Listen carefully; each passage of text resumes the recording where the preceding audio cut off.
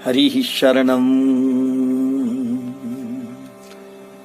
सच्चिदानन्दरूपाय विश्वोत्पत्त्यादिहेतवे तापत्रयविनाशाय श्रीकृष्णाय वयं नुमः।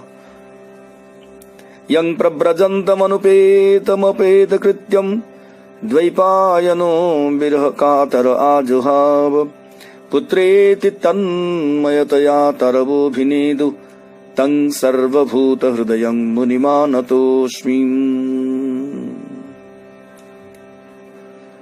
श्री सूत जी से शौनकादि ऋषियों का प्रश्न, जिससे इस जगत की सृष्टि स्थिति और प्रलय होते हैं, क्योंकि वह सभी सद्रूप पदार्थों में अनुगत हैं और असत पदार्थों से पृथक हैं, जड़ नहीं चेतन है, परतंत्र नहीं स्वयं प्रकाश है, जो ब्रह्मा अथवा हिरण्यगर्भ नहीं प्रत्युत उन्हें अपना संकल्प से ही जिसने उस वेद ज्ञान का दान किया है, जिसके संबंध में बड़े बड़े विद्वान भी मोहित हो जाते हैं।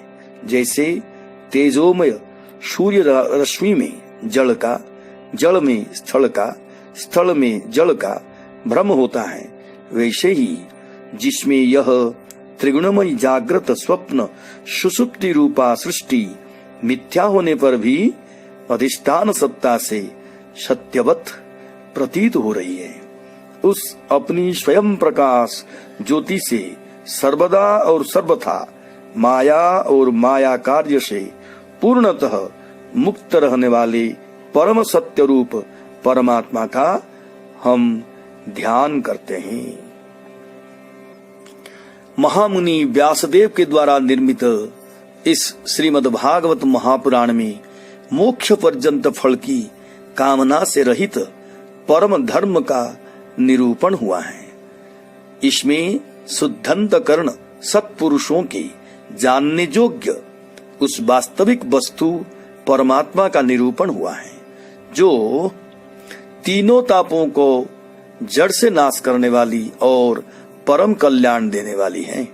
और किसी साधना या शास्त्र से क्या प्रयोजन है, जिस समय भी सुकृति पुरुष इसके श्रवण की इच्छा मात्र करते हैं, ईश्वर उसी समय अविलंब उनके हृदय में आकर बंदी बन जाता है। रस के मर्मज्ञ भक्तजन, यह श्रीमद् भागवत वेद रूप कल्प वृक्ष का पका हुआ फल है। श्री सुखदेव रूप तोते के मुख का संबंध हो जाने से यह परमानंदमयी सुधा से परिपूर्ण हो गया है। इस फल में छिलका, गुठली आदि त्याज्य अंश तनिक भी नहीं है। यह मूर्तिमान रस है।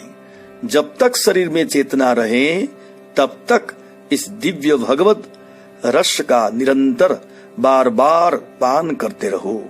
यह पृथ्वी पर ही सुलभ है। एक बार भगवान विष्णु एवं देवताओं के परम पुण्यमय क्षेत्र नैमिषारण्य में शौनकादि ऋषियों ने भगवत प्राप्ति की इच्छा से सहस्र वर्षों में पूरे होने वाली एक महान यज्ञ का अनुष्ठान किया।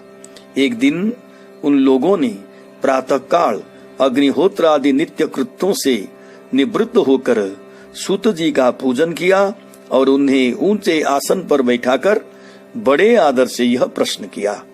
ऋषियों ने कहा, सूत जी, आप निष्पाप हैं। आपने समस्त इतिहास, पुराण और धर्मशास्त्र का विधि पूर्वक अध्ययन किया है तथा उनकी भलीभांति व्याख्या भी की है।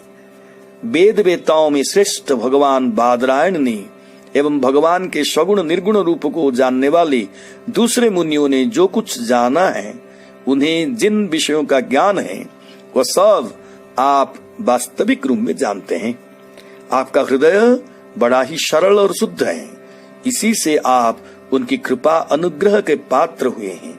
गुरुजन अपने प्रेमी शिष्य को गुप्त से वे गुप्त भी बता दिया करते हैं।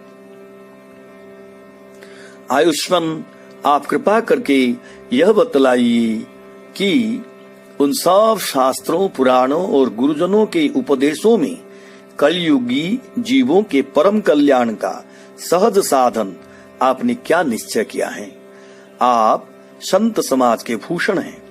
इस कलयुग में प्रायः लोगों की आयु कम हो गई है। साधन करने में लोगों की रुचि और प्रवृत्ति भी नहीं है। लोग आलसी हो गए हैं। उनका भाग्य तो मंद है ही, समझ भी थोड़ी है। इसके साथ ही वे नाना प्रकार की विघ्न बाधाओं से घिरे हुए भी रहते हैं। शास्त्र भी बहुत से हैं, परंतु उनमें एक निश्चित साधन का नहीं है। अनेक प्रकार के कर्मों का वर्णन है। साथ ही वे इतने बड़े हैं कि उनका एक अंश सुनना भी कठिन है।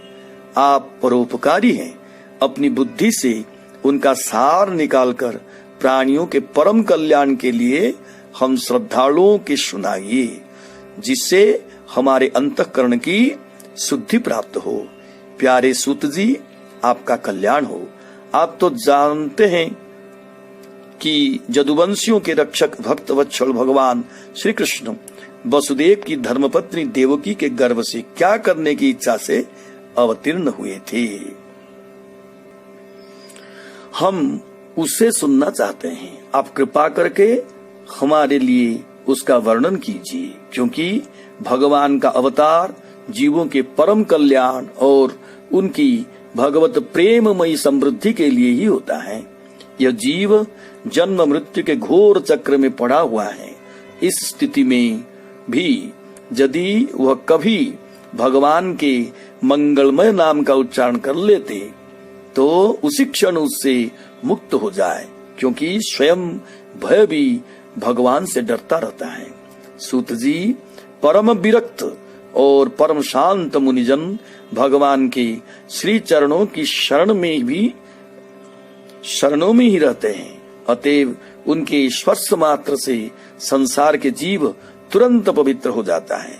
इधर गंगा जी के जल का बहुत दिनों तक सेवन किया जाए तब कहीं पवित्रता प्राप्त होती है। ऐसे पुण्यात्मा भक्त जिनकी लीलाओं का गान करते हैं, उन भगवान का कलिमलहारी पवित्र यश भला आत्म शुद्धि की इच्छा वाला ऐसा कौन मनुष्य होगा जो श्रवण ना करे। लीला से ही अवतार धारण करते हैं।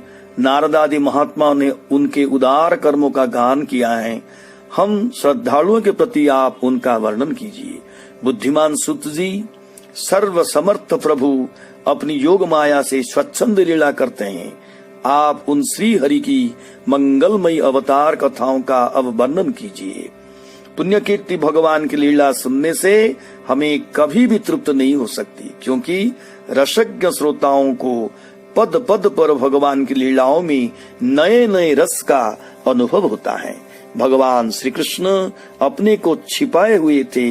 लोगों के सामने ऐसी चेष्टा करते थे मानो कोई मनुष्य हो, परंतु उन्होंने बलराम जी के साथ ऐसी लीलाएं भी की हैं, ऐसा पराक्रम भी प्रकट किया है जो मनुष्य नहीं कर सकते हैं।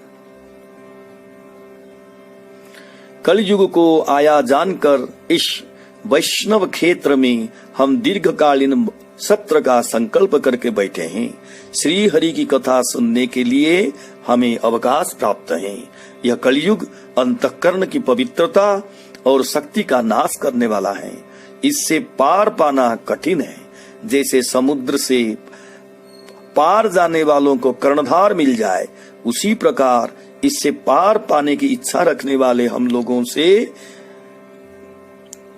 ब्रह्मा ने आपको मिलाया है। धर्म रक्षक, ब्राह्मण भक्त, योगेश्वर भगवान श्री कृष्ण के अपने धाम में पधार जाने पर धर्म ने अब किसकी शरण ली है, यह बताइएगा।